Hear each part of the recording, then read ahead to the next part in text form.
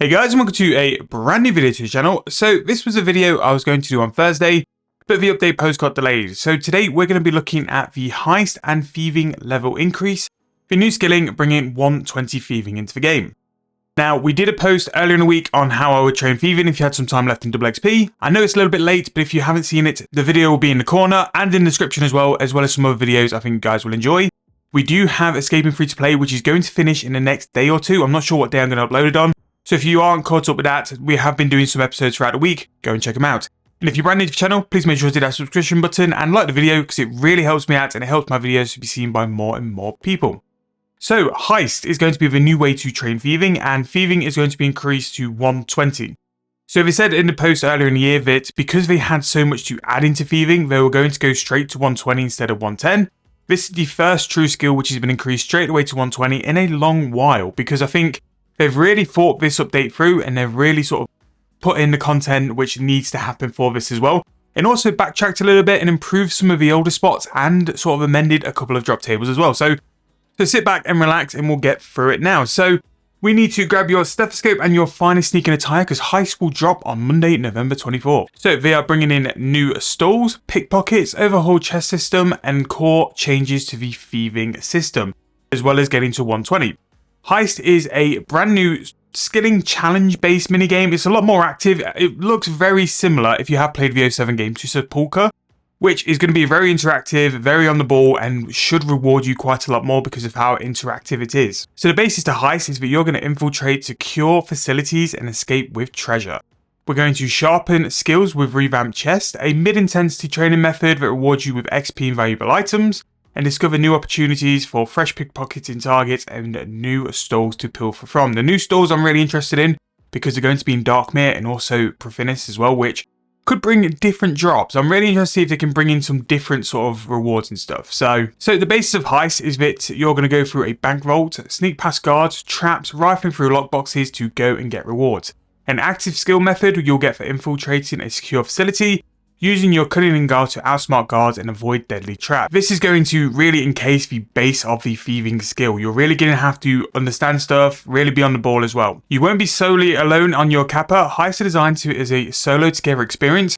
So the best way I can describe this is if you did Pyramid Plunder in the early days, you would be doing it solo, but there would still be people around doing the floors and stuff. And normally it helped you because the other people are helping you find which doors to get through, and that's where I think it's going to be. You can still do this solo, but you're going to have other people as well. So with this update, so we'll be introducing two heists. So we have the Vault of Heritus, which is found in a sealed wing of Carried Et, and haunted by the fallen legionnaires. You will quickly need to move around the environment to avoid the ghostly patrolling guards, and then use your nimble fingers to acquire pylon batteries to progress further into the treasure trove of archaeological discoveries. This is going to be 9 out of 5 thieving, which I think with like double XP and stuff, it can be quite achievable.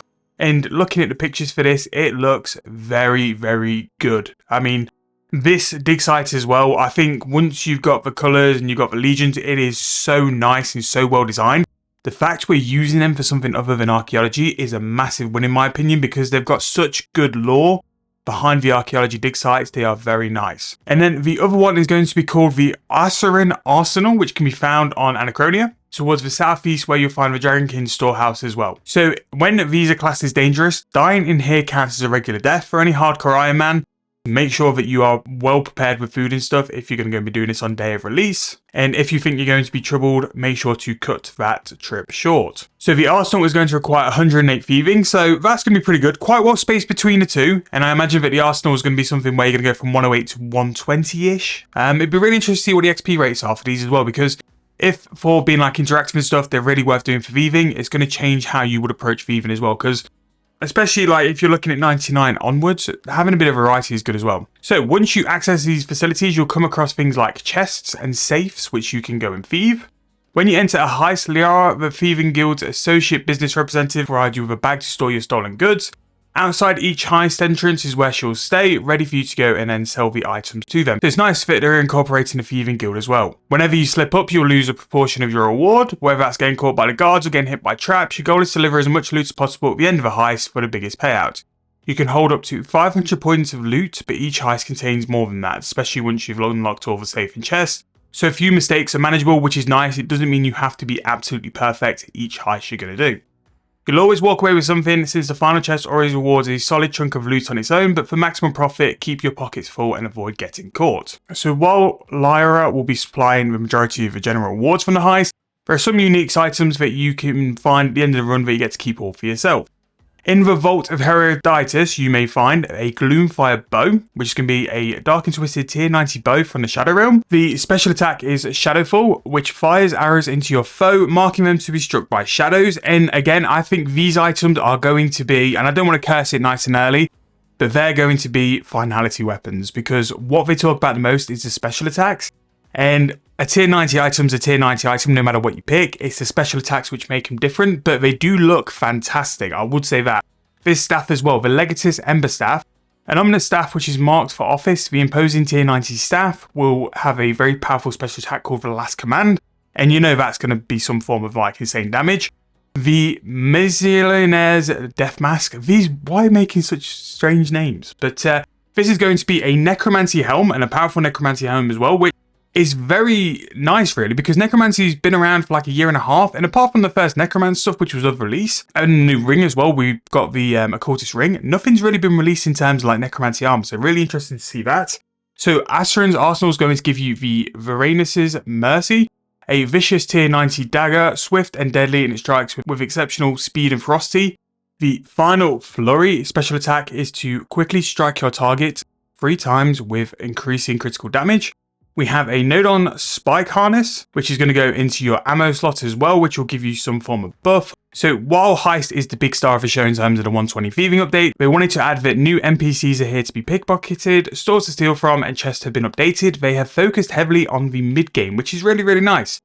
What they've put down below is some of the NPCs or the areas where you can be thieving, and some of the items which they've added in here. So like the Dwarven Mines now have mid-level stone spirits and ores. Chaos Droid Tower Chest now has mid-level herbs and seeds.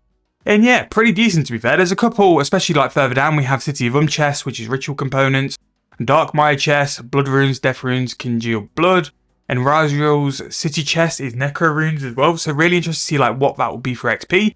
And also Necro Runes could be some decent profit. So as well, they've got some white gear and disassemble fodder for the Black Knight's equipment stores, which is nice that they've accepted that like some disassemble stuff is just fodder for like disassembling, which is decent as well. Like chests really did need that as well. So we have some brand new stalls. We have Darkmere. So Darkmere's got 3 stalls. We have a meat stall, which with player-owned farms, this will be pretty solid. You'll always make profit with raw meat now. We have a magical stall, which is going to be blood, death, soul, and battle staffs, which again, very nice. But a real big one here is the potion store, which is high level, which is going to be extreme potions and high level potions. So again, extreme potions have a really decent price because they're needed for things like overloads, and the high level potions, it's really interesting thinking like which ones they'd be. I'd hope they'd be like the power burst set and stuff like that as well. Xanaris has some stores as well. We have the spirit store, which is going to be 107, which will be woodcutting and mining spirits. Really interested to see how that goes, because especially like elder spirits, eternal magical spirits, they're very expensive. And the seed stall as well at 114 for high level seeds. And then we also have trinkets for a variety of items, charms, potion, ingredients. They have pocket plundering, so NPCs which you can now go and thieve, and they've brought in some brand new ones as well. They seem to be tiered, which I like that. I like that they're tiered. So you've got the Archaeologist trainee, which has got 3 different tiers. Wizard Tower Mages, we have the Firewatch, and also some Gobies as well, and also some fairies at points as well. Fairy Traders at 113, Dusts, Herb, Onyx, that seems very good. You've also got Archaeology Professors, Trainees, and also Archaeologists, which can be Archaeology materials, and also Artifacts as well. So you could generally like do your artifacts through thieving, which is really interesting. I'm really interested to see what the rates are going to be for that. And then a sort of an interesting one here, the Menethos Market Guards, Elite Clues and Gift Offerings. These could be one of the best droppers for Elite Clues, with it just being on the drop table. And Tazars as well. So Tazars, you can get gems, Tuckle, Onyx items, dust and bolt tips. So yeah, really have added some depth into the pickpocketing, but also you can see from the levels, 50, 64, 78, it's mid-game as well, and the fleshing out the higher game, which you can see why they've done this to 120, because they've added so much stuff. Chests, NPCs to pickpocket, stalls, and that's without the main event, which is Heist. Like, they've really put in a lot of different content in here, and it'd be really interesting to see which one works out best for things like GP, which one works best for XP, which one works out best for both of them. So yeah, we're going to be doing the update tomorrow, pumping the videos out with the update. There's so much for us to explore. I think when the update's released, we'll do Heist, and then I'll go and delve into things like the stalls, the chests, the pickpockets, and just have a bit of a play really and see which methods work best. But that's going to wrap the video up. Are you guys excited? Are you guys hyped? Are you doing any thieving for your final day of double XP? Let me know what your plans are for double XP as well.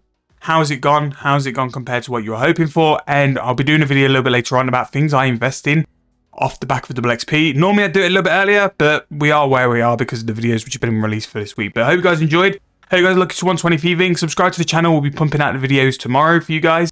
Thank you guys so much for watching. I'll see you guys very soon in the next video.